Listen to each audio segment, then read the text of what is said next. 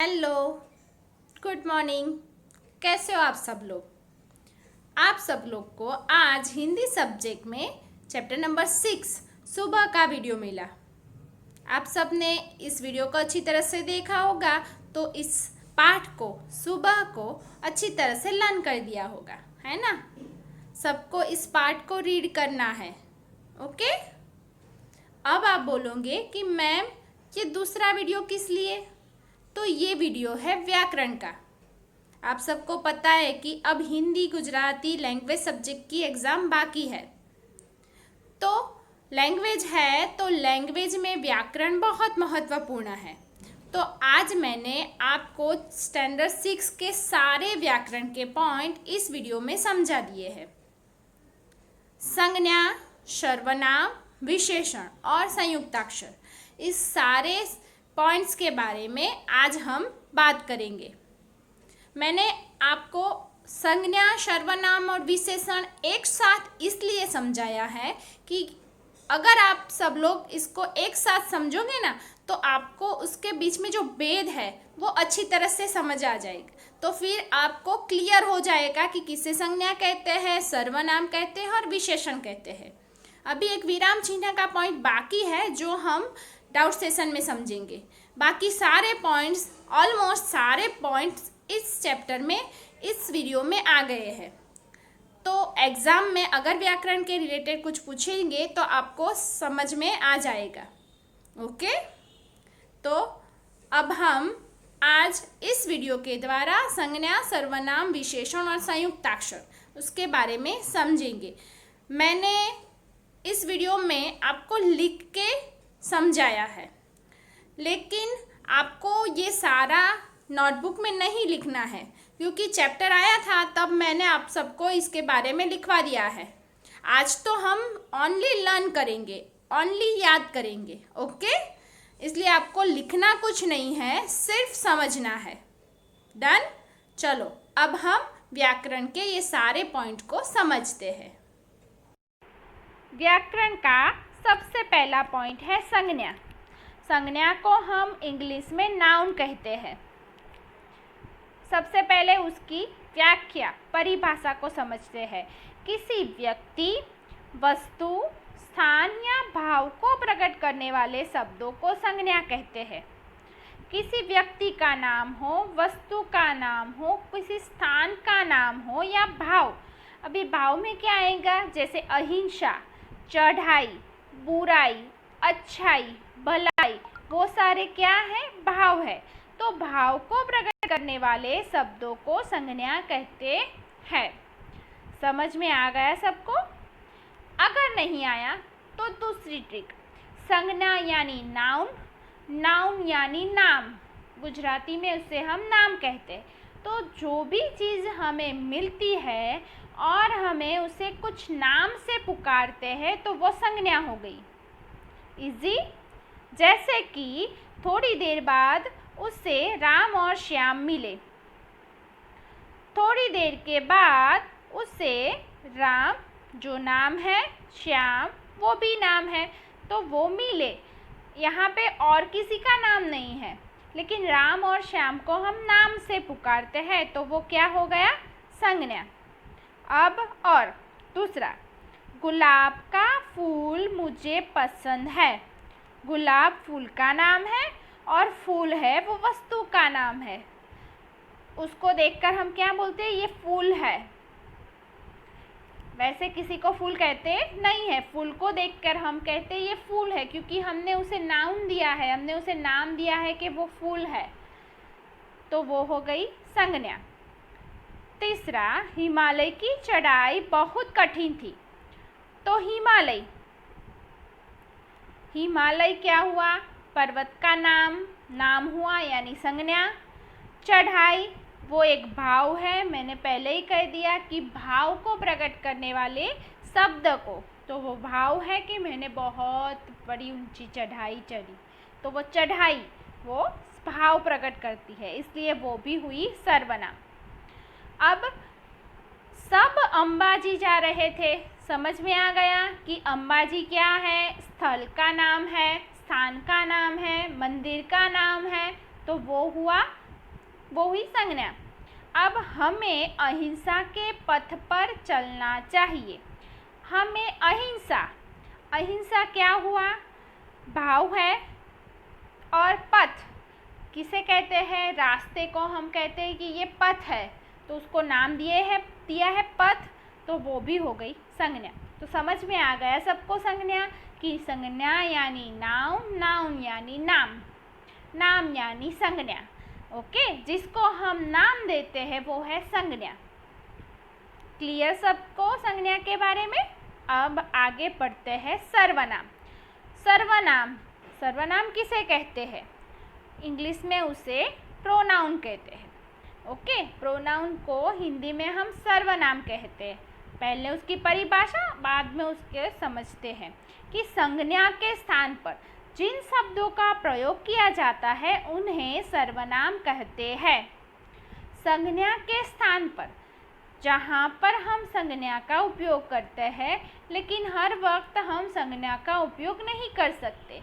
मैंने आपको doubt session में इसके बारे में समझाया था कि हम सही पूरे वाक्य में संज्ञा का नाम नहीं बोल सकते, संज्ञा का यूज़ नहीं कर सकते। तो संज्ञा के स्थान पर जिन शब्दों का प्रयोग करते हैं उसे सर्वनाम कहते हैं।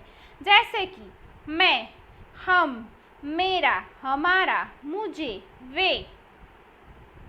फिर उसका, यह, उसे, कौन, कुछ, कोई, क्या, जैसा, वैसा, कब आदि बहुत सारे नाम है सर्वनाम।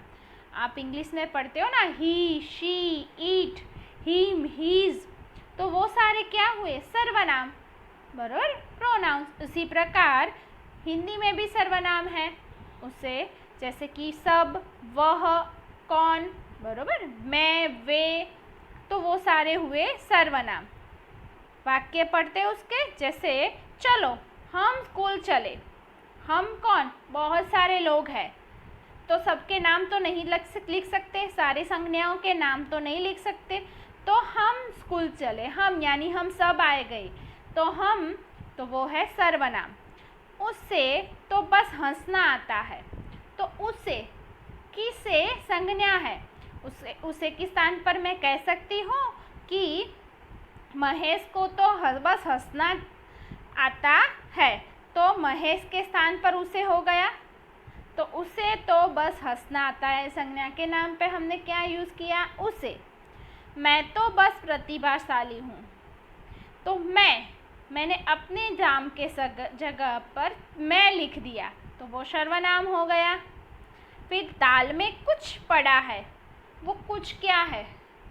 दाल में कंकल पड़ा है, दाल में मसाला ज़्यादा पड़ा है, तो वो संज्ञा है ना कुछ तो पड़ा है, वो कुछ है, वो सर्वनाम हो गया। समझ में आ गया सबको? नहीं आया? और एक एक्सरसाइज करते हैं, ये तो बहुत मज़ेदार है, आपको बहुत मज़ा आएगा। जैसे सर्वनाम का प्रयोग, ऊपर का जो पैराग्राफ है उसमें सर्वनाम का यूज़ नहीं किया, सिर्फ संज्ञा का यूज़ किया है। आप पढ़ो कैसा लगता है। मोहित ने मोहित के भाई से कहा कि मोहित की माँ से पूछकर कल मोहित के दोस्त के घर जाएगा। ये क्या है? मोहित मोहित मोहित, आपको समझ में आया कि क्या कहना चाहता है? नहीं समझ में आया। अब मैं सर्वनाम का यूज़ करती हूँ। आपने देखा मैंने जहाँ पे अंडरलाइन की है उसकी जगह मैंने उसी जगह अंडरलाइन करके सर्वनाम यूज़ किया है। तो देखो, मोहित ने मोहित के भाई से, तो उसके जगह अपने भाई से, क्योंकि मोहित है तो मोहित अपने भाई से ही बात करते हैं। फिर बोल रहे मैं हूँ, मैं अपने भाई से, तो अपने वो होता है। मैं चांदनी के भाई से, तो चांदनी के भाई से थोड़ी बोलेगी, तो मैं अपने भाई से कहूँगी।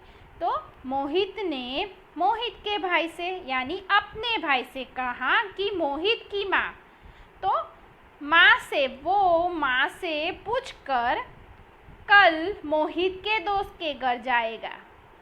तो मोहित के दोस्त के घर यानी अपने दोस्त के घर, मोहित वो खुद ही है तो वो अपने दोस्त के घर जाएगा। तो अब आपको समझ में आ गया कि मोहित ने अपने भाई से कहा कि वो माँ से पूछकर कल अपने दोस्त के घर जाएगा। कितना इजी हो गया पूरा वाक्य। तो इसलिए सर्वनाम का यूज इस प्रकार संज्ञा के नाम के जगह पर होता है। क्लियर? मैं दूसरे उसके बाद के डाउट सेशन में सबको ये सारे व्याकरण के पॉइंट के बारे में ही पूछूंगी, क्योंकि एग्जाम में मस्ट है व्याकरण। ओके, सबको व्याकरण आना ही चाहिए। अब और एक पॉइंट लेते हैं। हमने सीख लिया संज्ञा, उसके बाद सर्वनाम, अब विशेषण। तो विशेषण यानी एडजेक्टिव्स। तो जो शब्द किसी संज्ञा या सर्वनाम की विशेषता बताता है उसे विशेषण कहते हैं। संज्ञा के बारे में हम समझ गए, सर्वनाम के बारे में समझ गए। संज्ञा वही सर्वनाम है, लेकिन सर्वनाम हमें शॉर्ट में उसे कहते हैं, उसे वह वो सर्वनाम है। तो उसकी जो विशेषता बताता है उसे विशेषण कहते हैं। विशेषता यानी विशेषण, एडजेक्टिव्स। जैसे कि रेशमा हिम्मती लड़की है। रेशमा लड़की है, लेकिन कैसी है? उसकी विशेषता क्या है? वो हिम्मती है, तो वो हुआ विशेषण। छोटा बच्चा फिसल गया। बच्चा तो फिसल गया, लेकिन कैसा? छोटा बच्चा ही फिसल गया, तो वो छोटा है, उसकी विशेषता है। कुत्ता वफादार प्राणी है। कुत्ता कैसा प्राणी है? वफादार प्राणी है, विशेषता हुई उसकी। जैसे कक्षा में 10 लड़कियां बैठी है। कक्षा में बहुत सारी लड़कियां बैठी है, लेकिन 10 लड़कियां बैठी है, तो आप गिन के बता सकते हो कि 10, तो उसकी विशेषता है कि यहाँ पर तो 10 ही बैठी है। तो वो संख्या भी किस में आती है? विशेषता में। उसकी हर सुबह, आज की सुबह, कल की सुबह नहीं, हर सुबह, तो सुबह की विशेषता हर सुबह नई सुबह होती है। कैसी होती है? पुरानी, बुरी, अच्छी, नई सुबह होती है। तो ये भी विशेषता हुई। तो यहाँ पर हर और नई दोनों विशेषता हुई। तो सबको समझ में आ गया विशेषण? बहुत इजी है विशेषण। तो जो संज्ञा है, सर्वनाम है, उसकी विशेषता जो बताए उसे विशेषण कहते हैं। विशेषता विशेषण। संज्ञा नाउन, नाम, और सर्वनाम संज्ञा की जगह पे जिसका उपयोग हो उसे सर्वनाम। तीनों पॉइंट सबको क्लियर हो गए? चलो अब चौथा पॉइंट, संयुक्ताक्षर। पेज नंबर, टेक्स्ट बुक में पेज नंबर 23 पर ये संयुक्ताक्षर दिए गए हैं। तो संयुक्ताक्षर किसे कहते हैं? संयुक्त अक्षर। दो अक्षर जब मिलकर कोई अक्षर बनता है उसे संयुक्ताक्षर कहते हैं। हमारे टेक्स्ट बुक में कितने संयुक्ताक्षर हैं जिसके बारे में हम पढ़ेंगे? क प्लस श, क्ष। अब आप पहले ये पूछेंगे कि मैम ये क है, उसके नीचे रेफ है, तो उसका मतलब? तो ये है हलंत वर्ष। हलंत वर्ष यानी कि ये क है वो हाफ है, लेकिन अगर उसके साथ ये अ स्वर मिल जाएगा तो ये पूरा बनेगा क। समझ में आ गया सबको? ये हलंत वर्ष है। ये अ मिल जाएगा, स्वर बनने से पूरा व्यंजन क बनेगा, यानी ये हाफ है। तो हमारे संयुक्ताक्षर में सबसे पहले सारे अक्षर हलंत है, यानी उसको हमें भार नहीं देना, वो हाफ है। हमें पीछे के जो वर्ड्स है, जो अक्षर है, उस पर ध्यान रखना है। जैसे कि क और श, क्ष, कक्षा, क्षमा। क और र, क्र, तो क्रम और क्रिया। त प्लस र, त्र, त्रस्त, त्रिभुज, त्रिभुज। ग और य, ज्ञ, ज्ञान, विज्ञान, ज्ञान और विज्ञान। तो ग और य, ज्ञा, ज्ञ। नेक्स्ट, स प्लस र, श्र, श्रवण, श्रेष्ठ। द प्लस व, द्व, विद्वान, द्वार, तो यहाँ पे व बोला जाएगा, द्वार। तो द और व, द्वार। द और द, तद्दन। राजगद्दी, द। ओके। ह और य, बाह्य, सह्य। ओके, तो ये ह और य मिक्स होके ह्य। फिर ये द और द्र, द और द्र, राष्ट्र। ओके, ट है, सॉरी, ट प्लस र, इसमें ट है, ये ट है और रेफ है, लेकिन और र, ट्र, तो क्या हो जाएगा, ट्र। तो राष्ट्र, ट्रक।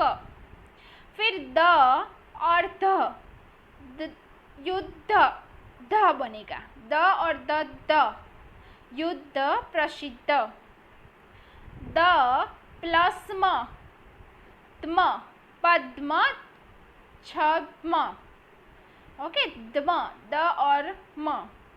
ह प्लस रु, ह्रु, अभ्युत, हृदय। ओके, तो हृदय, तो हम उसे हृदय भी बोलते हैं, रू का र भी बोलते हैं, तो हृदय भी बोलते हैं और हृदय भी बोल सकते हैं।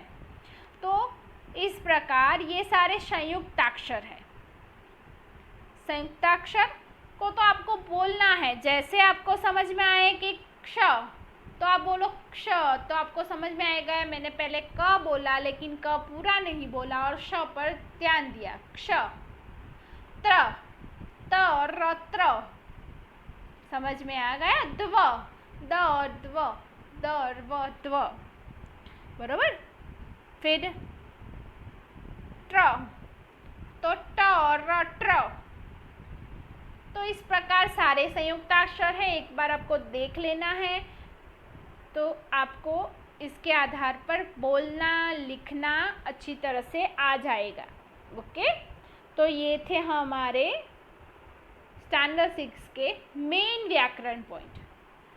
उसके अलावा विराम चिन्ह है जो मैंने आपको करवा दिया है, टेक्स्ट बुक में से आपको नोटबुक में भी लिखवाया है, वो भी आप एक बार देख लेना। लेकिन ये मेन पॉइंट थे, इसलिए मैंने आपको एक साथ वीडियो में एक साथ कराया, जिससे आपको अच्छी तरह से सभी सर्वनाम, संज्ञा, विशेषण सबके बारे में एक साथ अगर समझ में आ जाएगा तो आप में जो डाउट होगा वो वहीं पर क्लियर हो जाएगा और आपको अच्छी तरह से आ जाएगा, क्योंकि उसके प्रकार आगे आएंगे।